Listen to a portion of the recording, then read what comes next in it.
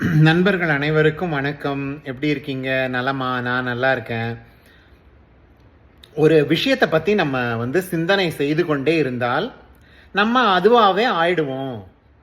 நீ எதுவாக ஆக வேண்டும் என்று நினைக்கிறாயோ அதுவாகவே நீ ஆகுவாய் அப்படின்னு சொல்லி விவேகானந்தர் சொல்லியிருக்கிறதா நம்ம படிச்சிருக்கோம்.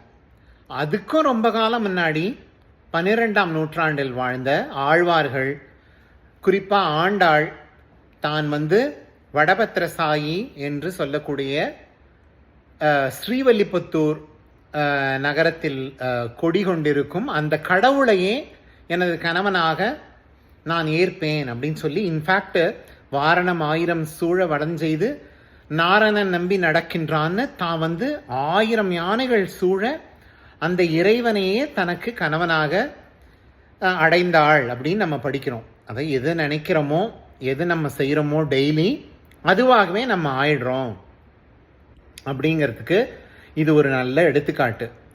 அப்போது நம்ம என்ன பண்ணணும், ஒரு கம்பெனிக்கு நான் முதலாளியாக ஆவேன், அல்லது ஒரு கம்பெனிக்கு நான் சிஇஓவாக இருப்பேன், என்னுடைய தொழிலை நானே தொடங்கி வெற்றிகரமாக நடத்துவேன் என்று மறுபடி நமக்குள்ளேயே ஒரு உந்துதல் சக்தி நம்ம சொல்லிக்கிட்டே இருந்தோம்னா ஒரு நாளைக்கு உங்களுக்கும் அந்த வெற்றி சாத்தியப்படும்.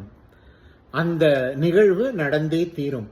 அப்போ இப்பெல்லாம் யூனிவர்ஸ் கிட்ட நம்ம சொல்றது, நம்ம தாட்டை மெனிப்புலேட் பண்றது, யூனிவர்ஸ் மெனிப்புலேட் பண்றது அப்படின்லாம் சொல்லி நிறைய பதிவுகளை நம்ம யூடியூப்ல பார்க்குறோம்.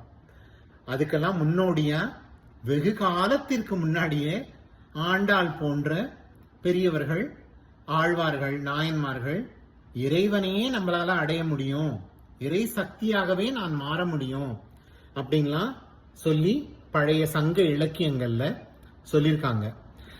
இன்னும் அதற்கு முன்னாடி சங்ககால இலக்கியமான திருக்குறள்ல கூட உள்ளுவதெல்லாம் உயிர் உள்ளல் மற்றவை தள்ளினும் தள்ளாமை நின்று காண முயலெய்த அம்பினில் யானை பிழைத்த வேலேந்தல் இனிது அப்படின்லாம் சொல்லி சில உதாரணங்களை வள்ளுவர் கூட நமக்கு கொடுத்திருக்கார்.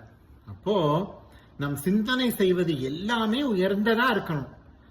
நான் ஒரு நிறுவனத்தின் முதலாளி ஆவேன், நான் இந்த நாட்டிற்கே முதலமைச்சர் ஆவேன், இந்த நாட்டிற்கு நான் வருங்கால பிரதமராக வருவேன், அல்லது நான் ஒரு நல்ல தலைவனாக உருவாவேன், நான் என்னுடைய குழந்தைகளை நல்ல விதமாக வளர்ப்பேன். எந்த சிந்தனையா இருந்தாலும் அதை நேர்மறை சிந்தனையாக, நல்ல சிந்தனையாக வைத்திருப்போம். நாளைக்கு பேசலாமா? நன்றி.